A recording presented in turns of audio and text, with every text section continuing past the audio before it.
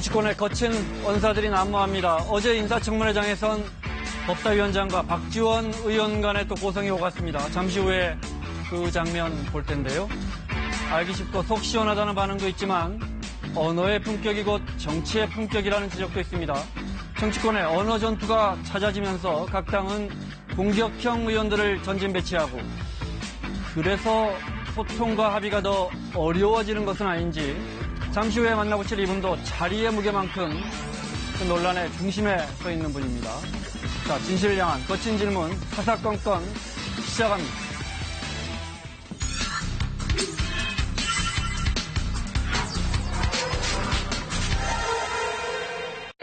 문재인 정권은 사람 잡는 경제가 바로 소득주도 성장입니다.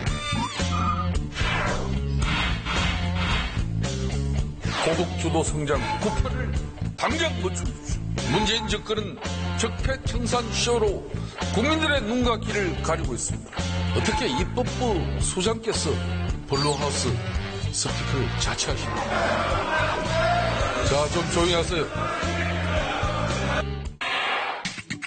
국회 정당 대표로 초청하고자 합니다.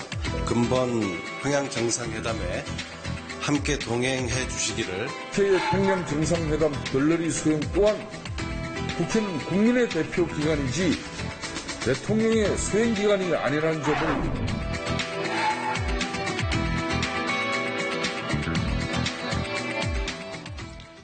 사사건건 저는 KBS의 김원장 기자입니다. 그리고 우리 정치권 최대 이슈 메이커시죠? 이분의 말은 기사가 됩니다. 자유한국당의 김성태 원내대표 자리했습니다. 어서 오십시오. 예, 안녕하세요. 몇 달 만에 나오셨어요? 네. 몇 달 만에 그전에 나온 것 같아요. 뉴스 집중하실 때는 최다 출연자셨는데 하시는 말씀마다 화제가 되는 겁니까? 화제가 될 만한 말씀만 준비하시는 겁니까? 좀 쉽게 전달하고 또 야당이다 보니까 군더더기 안 붙이고 좀 단순한 의구사를 하는 그런 내용들이 국민들에게 쉽게 전달되어질 수 있다는 그런 판단이죠. 그래서 좀 용어 구사 자체를 갖다가 좀 쉽게 하는 편입니다. 주변에 지인들 평가가 시원하다는 평가가 많습니까? 좀 과하다는 평가가 많습니까? 저를 좋아하는 사람들은 시원하다 그러는 거고, 저를 좀 별로 안 좋아하는 사람, 특히 문재인 대통령 정부를 지지하는 그런 분들은 좀 과하다고 좀 너무 심하다. 네. 그런 이야기죠. 알겠습니다. 결론은 자, 다 존재하고 있습니다. 까다로운 질문 많이 준비했습니다. 많이 하세요. 네. 자, 4월, 그러니까 4.27 남북 정상회담 끝나고, 이런 말씀 하셨어요. 잠깐 화면 보겠습니다.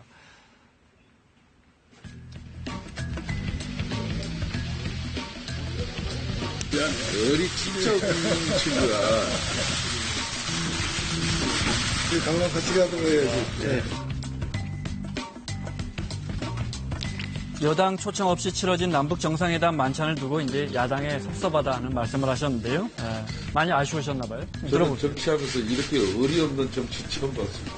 온 국민이 지켜보고 남북 정상회담을 통해서 진정한 한반도의 평화를 바라는 온 국민의 바람이 있는데, 그럼에도 불구하고 청와대 문재인 대통령과 민주당은 김정은 위원장 불러놓고 민주당 당청 만찬회로 이렇게 한정지은 부분에 대해서 대단히 가슴 아프고.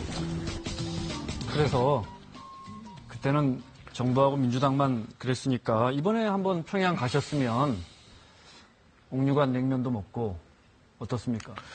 그러니까 국회는 이제 국민의 대표 기관이지 사실상 문재인 대통령의 수행 기관이 아닙니다. 더군다나 이번에 남북 정상회담에 이렇게 수행단이 기업인들 총망라해서 지금 한 200여 명이에요. 네.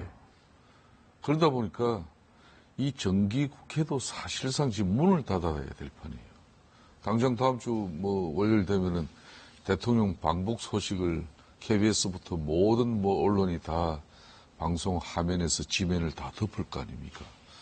그렇지만 국회는 1년에 한 번 이 정기국회를 맞이해가지고 대정부 질문을 통해가지고 특히 소득주도 성장이라든지 이 경제 실정이라든지 실기에 대해서 국민들을 대변한 그런 따끔한 질책과 또 질타도 하면서 대안도 제시해야 되는데 사실상 이 남북 정상회담 때문에 다 묻히게 돼 있어요. 그러니까 막 이런 여러 가지 참 여건 속에서 네.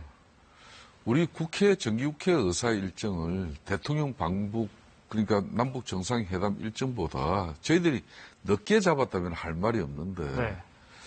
정기국회 의사 일정은 상당히 예약안에 일찍 잡았는데 그래서 왜 미루자고 제안하셨잖아요. 네. 유독 왜 이 기간에 이렇게 방북 일정을 잡을 수밖에 없는 건지 뭐 그게 아쉽고 그러니까 이번에 대통령 가셔가지고 네. 저도 개인적으로 뭐 지난번 판문점 뭐 김정은 위원장이 이렇게 회담을 통하고 저녁 만찬에 옥류관 냉면까지 직접 뭐 공수해가지고 그 자기들 다 한 그릇 했는데 저는 원조 옥류관 평양 냉면을 한번 먹고 싶죠. 같이 네, 가서. 네.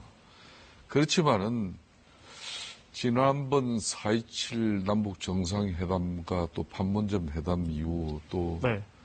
6.11 그 싱가포르 북미 정상회담 이런 여러 가지 상황이 정말 있었지만은 그 이후로 비핵화에 대한 실질적 진전이 없단 말입니다. 네. 뭐 그런 상황이니까. 그럼 이번에 한번 가셔서 김정은 위원장 만나서 한번 그런 비핵화도 한번 물어보고 그렇지. 정말 진심인지 확인도 좀 해보고 그런 건 어떨까요? 그래서 이번에 대통령 가셔가지고 네. 정상회담 잘 하셔가지고 이렇게 또 북핵 폐기에 대한 실질적인 진전을 김정한 위원장 입으로부터 우리 국민들이 이렇게 확인할 수 있는 그런 좀 결기와 또 그런 이 비핵화의 진전을 이뤄내면은 네. 대단히 좋은 일이고 그 다음에 그래도 이제 상권이 분립되어 있는 이 국회라는 기능이 네.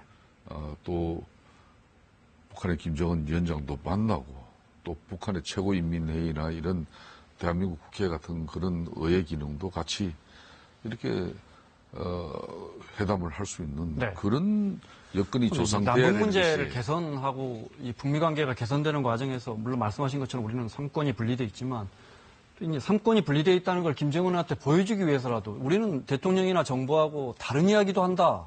그런 걸 보여주기 위해서라도 야권이 좀 가셔서 특히 그러니까 김 대표님 같은 분들이 좀 가서 직접 들어보고 또 약속도 좀 받고 그럴 기회가 있습니다. 알겠습니다. 그러니까 네. 이번은 대통령께서 정상회담을 이뤄내는 것이지 국회와 행정부 대통령이 같이 김정은 위원장을 이렇게 만나기로 한 그런 회담이 아니지 않습니까? 말 그대로 정상회담이에요. 네. 정상회담이 대의기관인 이 국회가 어떤 모양새로 같이 할 것이며 또 김정은 위원장은 그래도 대한민국 국민을 대표하는 이 대의기관 국회에 대한 어떤 입장으로 우리를 맞이해 줄 건지 아무런 사전 협의나 논의가 전혀 없었어요.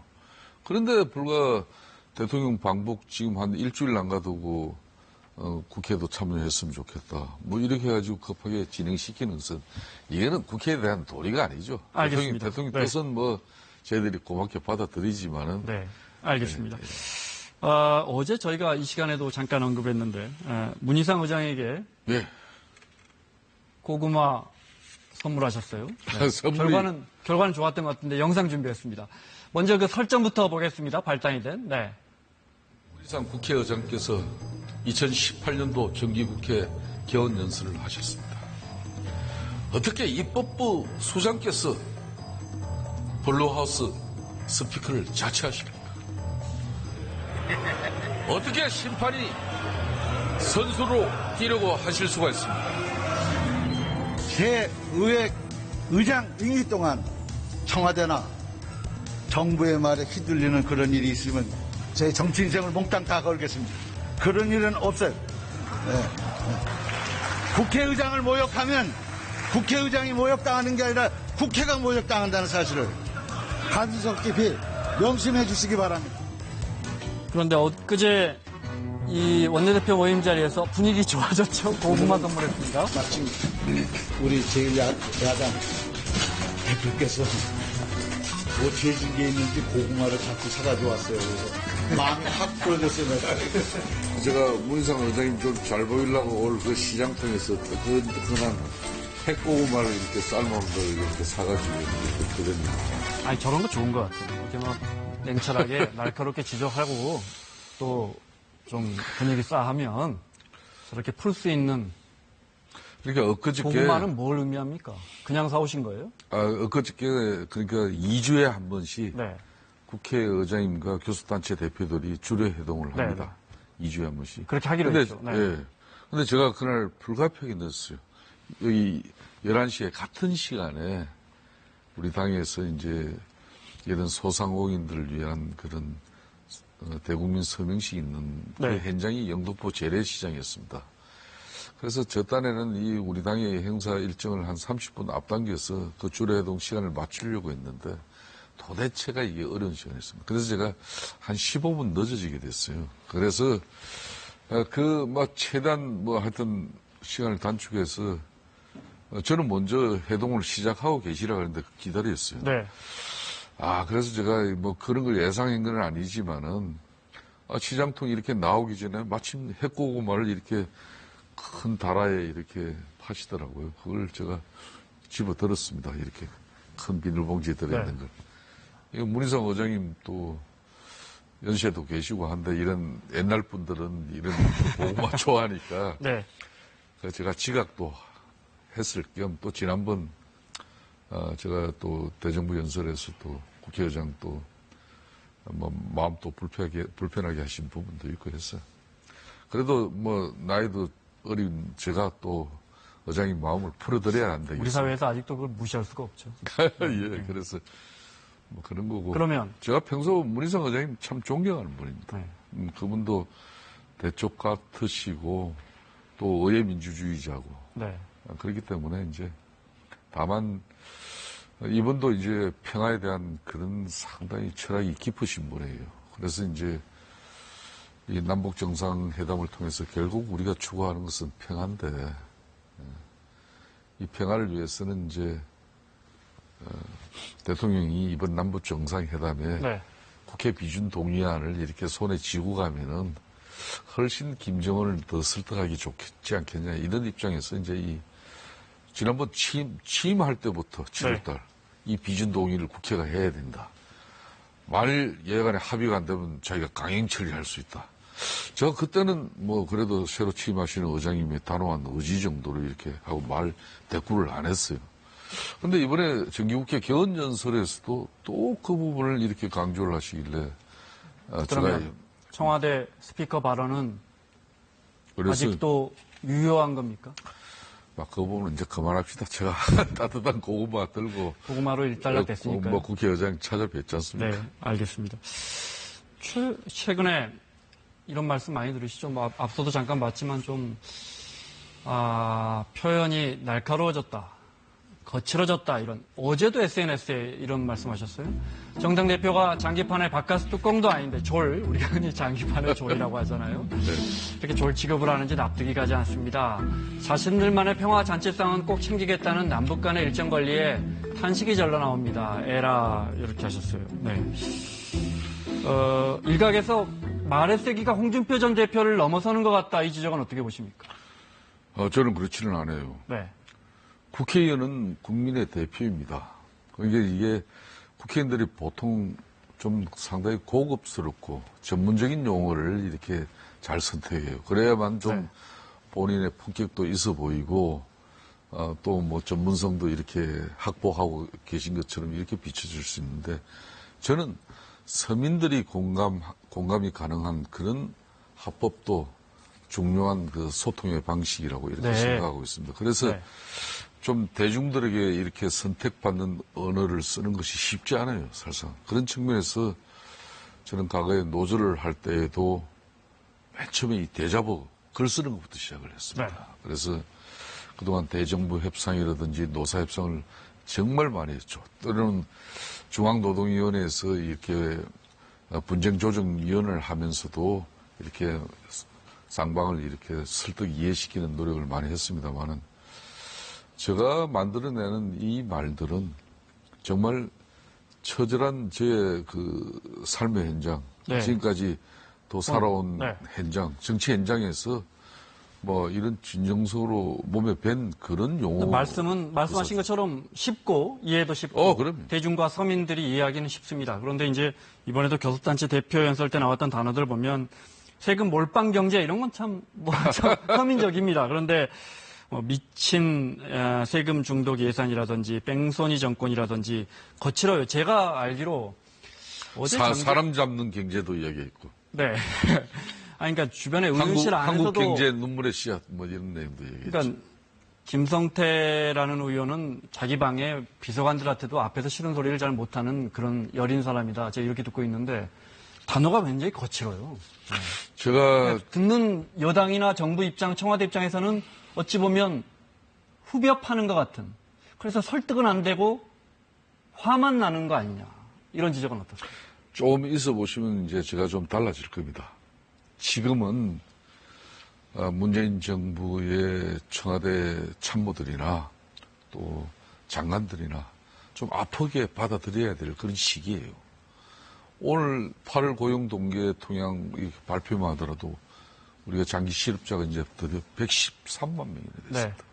이게 98년 IMF 이후에 지금 현재 가장 또 많은 실업률이 돼버렸어요. 40대 또 실직자, 일자리를 잃는 비율도 이거는 34년 만에 지금 최고가 돼버렸습니다. 이런 암담한 지금 현재 경제 현주소 속에서 대통령께나 그리고 또 청와대 참모들이나 정부 강요들에게 좀 좋고 편안한 이야기로 막 이 지금 그럴 때가 아니다. 민생 현장이나 경제 현주소나 또 서민들의 애환과 고충을 이렇게 좋은 의의로, 점잖은 의의로 전달할 시기가 아닙니다. 알겠습니다. 지금은 좀 아프더라도 받아들이고 그런 측면에서 정부가 신기일전하고 네. 다시 소득주도 성장도 자신들만의 어떤 일관성을 유지할 게 아니라 지금까지의 경제 정책에서 잘된 부분은 그걸 수용하고 근데 소득주도 성장 때문에 지금까지 50년, 70년 동안 우리가 누려온 이 사실상 올해 건국 70년이지만은 폐허 속에서 세계 10위권의 경제 대국을 이뤄낸 저력이 있단 말이에요. 그러니까 이런 걸 좀 들을 거는 듣고 알겠습니다. 또 분배를 중시해야 되는데 그런 부분에 좀 아프게 제가 때립니다. 알겠습니다. 네. 저희가 준비한 질문이 많아서 좀 예. 빨리 가겠습니다. 예. 자연스럽게 건국 70년이라고 또 한마디 예. 하시네요. 네. 박정희 전 대통령 생가에 어제 다녀오셨는데요. 그 영상 준비되어 있습니다. 어제 한국당 지도부가 박정희 전 대통령 생가가 있는 구미 찾았습니다. 김병준 비대위원장 조국 근대화의 기적을 온 국민이 길이 기억할 것이다. 이렇게 방명록에 적었습니다. 지도부가 이제 박정희 정신을 기렸고요. 대구, 경북 그 중에서도 구미라서 아무래도 이제 한국당에 대한 지지가 특히 높은 곳이어서 방문 내내 저 분위기가 좋았다고 합니다. 네.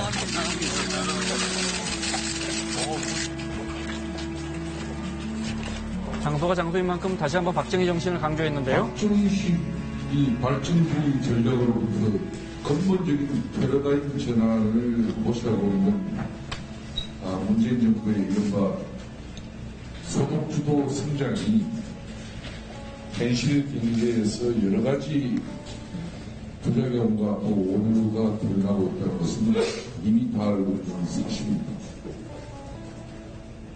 한국 경제의 구조적 기틀을 마련한 박정희 경제 정책이 이 공간에 대해서 다시 주목을 받는 이유가 바로 여기 있는 것이죠. 친박에 며칠 전에 친박에 갇히면 보수의 희망이 없다. 그건 그 전부터 계속 언급해 오셨던 내용인데 거기에 말하는 친박의 박근혜 전 대통령과 박정희 전 대통령은 우리가 이제 완전히 분리해 놓고 봐야 한다 이렇게 보십니까? 제가 이제 친박에 이렇게 갇히면은 보수의 미래가 없다 이런 게 아니고 정확한 제 표현은 그러니까 우리가 수구 냉전 네. 이런 반공 이런 뭐 좀 거구적인 보수의 틀에 갇혀버리면은 우리가 이제 우리의 정치 지행 지평을 넓혀갈 수가 없다. 지금 민주당 입장에서는 집권당이 되고 진보적인 그런 내용들은 전부 이제 사실상 정의당이 다 떠안은 것이고, 자신들은 계속 오른쪽으로 이제 좀 중도적이고, 보수의 영역까지도 이제 배나하려고 하는 일종의 좀 모습이 있어요. 네, 네. 그런데 우리 자신들은 그러면 극우적인 좀 스탠스에 갇혀 있다면은 이 지금 현재 보수 진영, 특히 지금까지 성장 중심의 경제 정책으로서 대한민국을 이만큼 이끌어온 우리들이 더 큰 네. 위기를 맞이한다, 그런 내용이겠죠. 네. 수구 보수에서 벗어나자. 거기 네. 갇히면 보수의 미래가 없다 이 말씀이죠. 그렇습니다. 네. 그런데 사실은 뭐 제가 박정희 네. 대통령 어제 자유한국당 비대위가 구미를 방문한 것도 문재인 정부의 지금 소득주도 그 성장으로 피폐해진 그런 네. 지방 기업들의 사정과 또 지역 경제가 엉망이 되어 버렸습니다. 네. 어제도 대한민국 그래도 이 수출 산업의 전진 기지였던 이 구미공단은 전자산업의 대한민국의 중심이었습니다. 그런데 그 빈 공장에 네. 그 많은 근로자들이, 노동자들이 있어야 할 곳에 어둠만 짙게 깔려 있었죠. 또 소득주도 성장 말씀하시는 거 전에 그런 말씀하셨잖아요.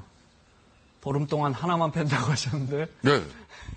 정말 그 계속 강조하시네요. 김병준 이제 비대위원장 체제가 어떻게 보면 안정이 됐고 어떻게 보면 국민들 입장에서는 별반 보여지는 게 없고 달라지는 게 없다. 실제 문재인 대통령 지지율은 많이 내려왔는데 자유한국당 지지율은 이렇게 썩 올라갈 기미가 안 보이거든요. 그 와중에 이제 더 잘 아시겠지만 뭐 홍준표 전 대표 귀국 간다고 하고 황교안 전 총리 출판 기념회 하고 김무성 의원도 이제 이른바 정치 활동을 전면에서 재개한다 뭐 이렇게들 표현하더군요. 국민들이 싸우는 사람을 보고 싸우는 당사자를 어느 누가 잘한다 못한다. 이거 싸우는 당시에는 절대 구분해내지 못합니다. 네. 자유한국당이 지금 현재 문재인 정부의 소득주도 성장 정책의 그런 실기와 또 오류에 대해서 아주 아픈 지금 계속 뭐 지적을 하고 있지 않습니까? 네. 제가 지적을 하는데 왜 그 그러니까 지지층이 자유한국당을 안 넘어올까요? 제가 그 이야기를 하는 건데 네. 지금은 싸우고 있기 때문인 겁니다. 아프게 때리고 한 놈만 팬다. 제가 이게 주로 뭐 그런 용어도 쓰고 했습니다만은 그런 집중과 끈기로 쉽게 말하면 야성을 가지고 문재인 정권을 공격하고 있는데 싸우고 있는데 네. 이 싸우는 사람한테 좋은 평가할 일이 없어요. 그렇지만은 저희들이 바라는 것은 이 싸움이라는 게 계속해서는 안 되는 것이죠. 문재인 대통령도 또 청와대 참모들도 지금까지의 경제정책이나 또 이런 사회계획 정책들에 대해서 좀 속도 조절도 하고 또 야당하고 협치를 통해서 좀 방향도 좀 수정하고 네. 그러다 보면은 그런 기조가 잡히고 또 저희들도 좀 순화되고 그러면은 자유한국당의 평가가 국민들이 달라집니다. 지금은 싸우고 있는데 누가 자유한국당한테 좋은 평가를 알겠습니다. 제가 주고 어떤 질문을 드려도 경제로 이렇게 마무리가 됩니다.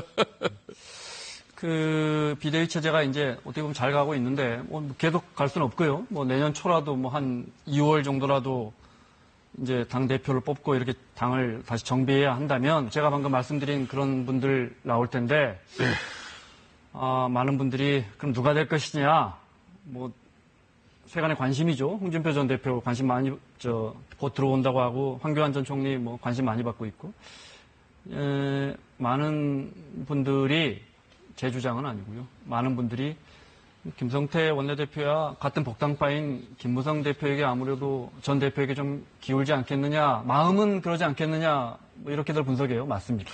저는 지금 자유한국당의 지금 현재 원내 사령탑입니다. 네. 그렇기 때문에 오로지 제가 상대하고 제가 해야 할 일은 뭐 문재인 정부에 대한 견제 비판과 또 때로는 협치를 통해서 네. 실질적인 협력 관계를 유지하는 거예요. 우리 당의 문제는 이제 지금 김병준 비대위 체제를 만들어 가지고 네. 기존에 우리들이 인식하고 우리들만의 방식으로 국민들에게 대했던 이런 보수 정당의 모습이 아니라 보수의 가치도 새롭게 재정립을 하고 네. 또 우리가 새로운 지평을 늘어가기 위한 우리의 그런 진로나 또 앞으로 갈 길에 대해 진로뿐만 아니라 이 좌표 설정을 통해서 변화된 모습을 아마 올 연말 이내면 제시합니다. 정확하게. 네. 그 이후에 내년 이제 1, 2월 달쯤에 이제 새로운 리더십을 이제 저희들이 확보하려고 하고 있는 것이죠. 네, 그 리더십에 대해서 여쭤보는 그 거고. 새로운 네. 리더십은 벌써 언론부터 누구가 될 것이다. 이렇게 되는데 저는 그렇게 보지 않아요. 아마 이 새로운 리더십을 추구하는 우리 지금 자유한국당의 현역 의원들의 생각도 상당한 부분 제가 읽을 수 있고 또 우리 그 세 명, 당원들 꼭 그 세 명만 있는 건 아니다. 그러니까 네.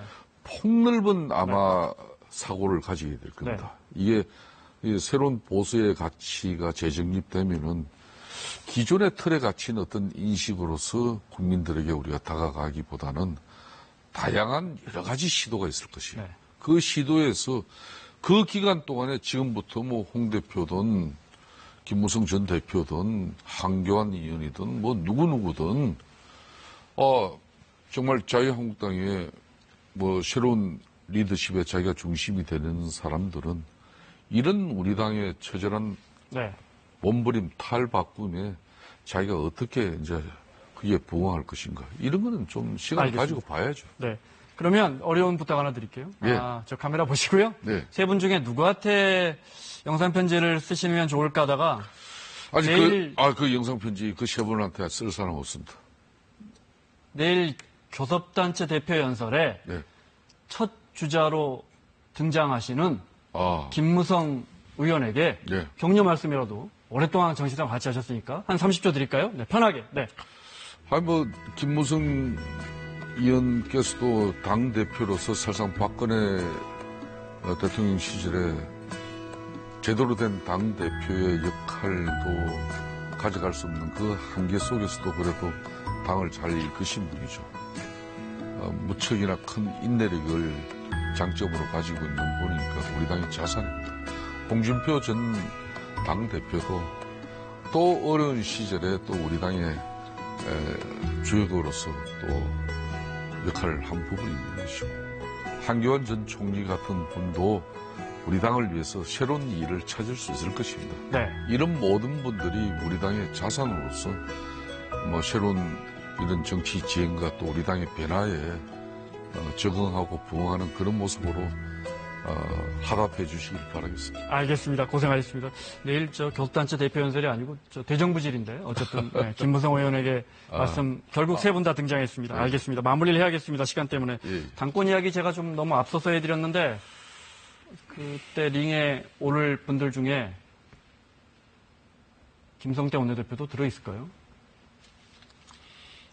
뭐 저는 저 자신의 이런 정치적 미래에 대해서 우리 국민들이나 우리 의원들이나 당원들 앞에 뭐 전혀 그런 입장을 가질 여유가 없는 사람입니다. 네. 그렇기 때문에 지금은 좀 그래도 그때 한번 평가를 받아보실 생각은 있으십니까? 다만 이제 뭐 원내대표를 마치고 나면은 저에 대한 뭐 다양한 평가가 있겠죠. 그 평가를 저는 존중하겠습니다. 알겠습니다. 자, 지금까지 자유한국당 김성태 원내대표와 함께했습니다. 오늘 고맙습니다. 예, 감사합니다.